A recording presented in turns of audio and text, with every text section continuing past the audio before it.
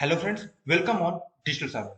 जावा complete course की series में आज हम वेरिएबल्स के ऊपर बात करेंगे और हम इस वीडियो में देखेंगे वेरिएबल्स क्या होते हैं, वेरिएबल्स कितने टाइप के होते हैं। सो फ्रेंड्स, आइए वीडियो को स्टार्ट करते हैं। जैसे पहला है हमारा डिफिनीशन कि वेरिएबल का डिफिनीशन क्या होता है। तो variable is the name of memory location. जो हमारा वेरिएबल होता है वो एक मेमोरी लोकेशन का नाम होता है जिसे हम बोलते हैं variable. In other words, we can say that it is user defined name which is given by user। और जो ये वेरिएबल होता है वो किसके द्वारा दिया होता है? यूजर के द्वारा। तो इसीलिए हम इसे क्या बोलते हैं? User defined name.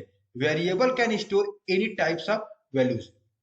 जो वेरिएबल होता है वो किसी भी टाइप के वैल्यू को स्टोर करके रख सकता है, like character, float, double, integer. मतलब वो हर टाइप के वैल्यू को स्टोर करके रख सकता है। नेक्स्ट हमारा फ्रेंड्स टाइप्स ऑफ वेरिएबल, कि वेरिएबल से कितने टाइप्स होते हैं। तो वेरिएबल्स के तीन टाइप होते हैं, लोकल वेरिएबल, स्टैटिक वेरिएबल और इंस्टेंस वेरिएबल। ये तीन टाइप के होते हैं।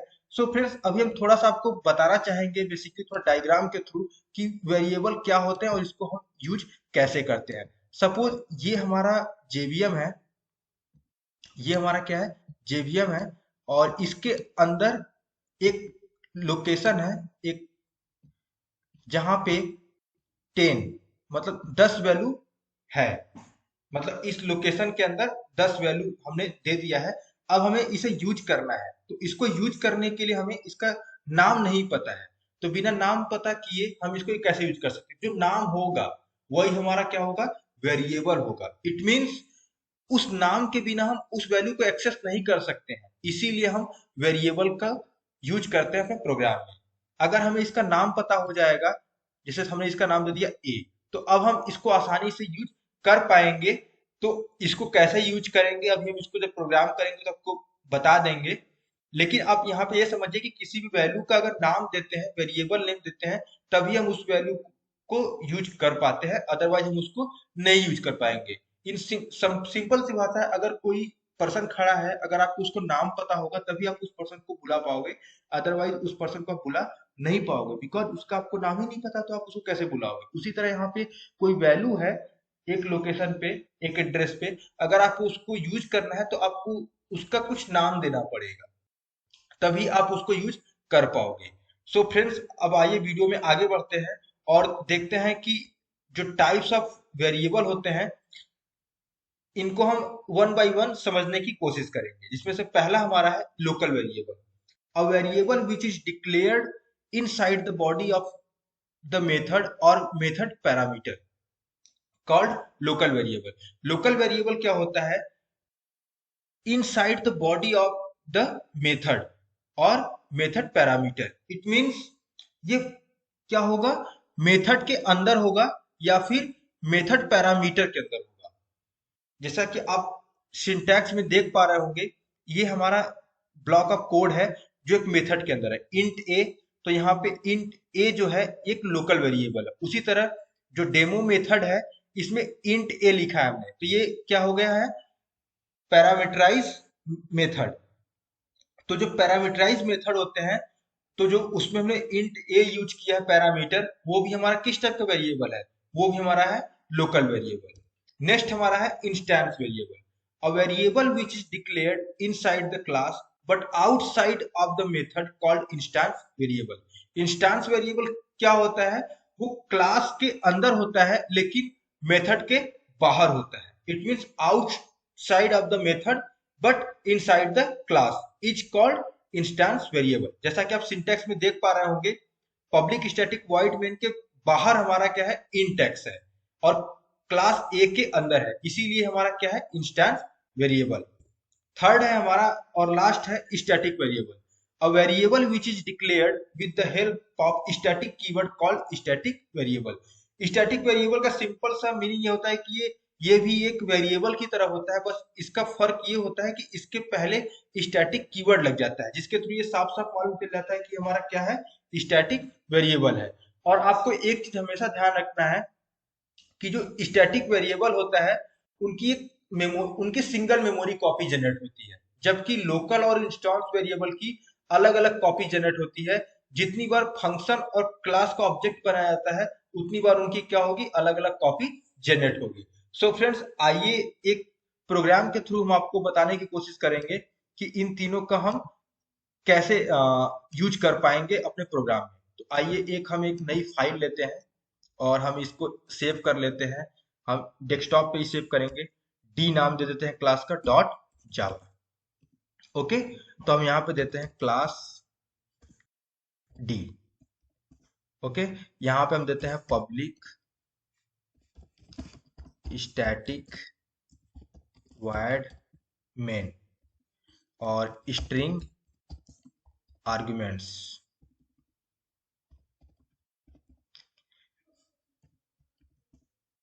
और हम इसमें एक वेरिएबल ले लिए int x equal to 10।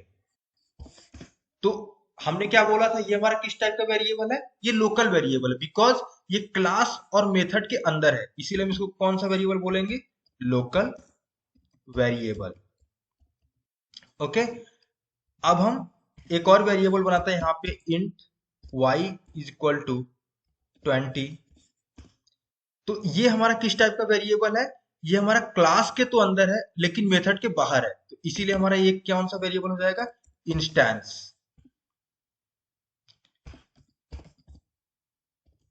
Instance variable.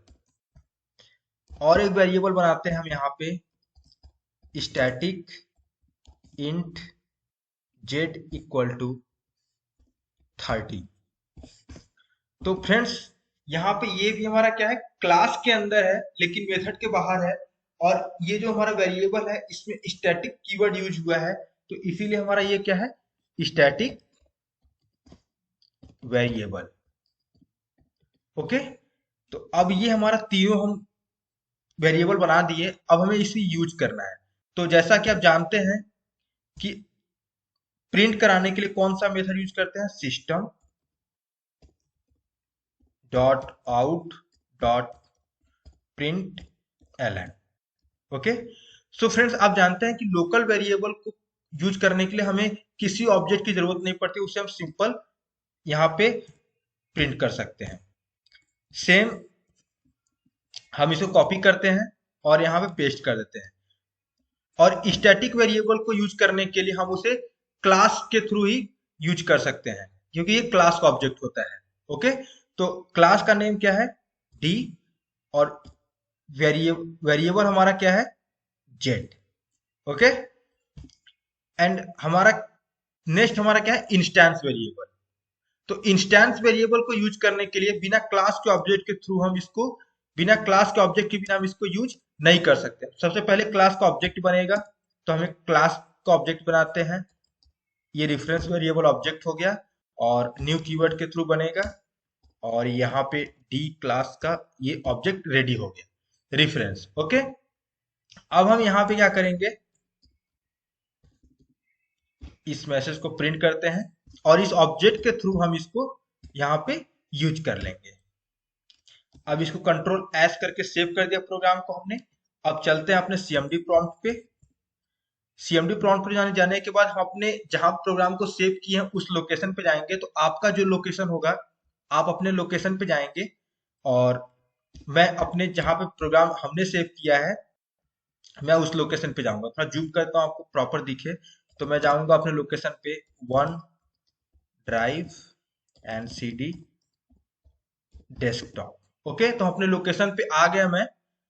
आप भी अपने लोकेशन पे आने के बाद प्रोग्राम को कंपाइल कीजिएगा। तो प्रोग्राम कंपाइल करने के लिए जावा सी, क्लास का नेम हमने क्या दिया था, डी डॉट जावा का एक्सटेंशन डॉट जावा।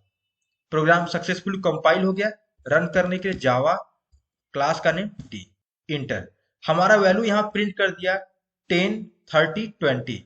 ये किस सीक्वेंस से प्रिंट किया, सबसे पहले 10 प्रिंट किया, बिकॉज हमने यहाँ पे दिया है इंट x इक्वल टू 10, तो यहाँ पे 10 प्रिंट हो गया।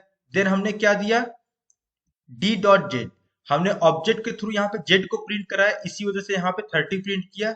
और यहाँ पे क्लास के ऑब्जेक्ट के थ्रू y को कॉल किया, तो यहाँ पे इसलिए y 20 प्रिंट किया।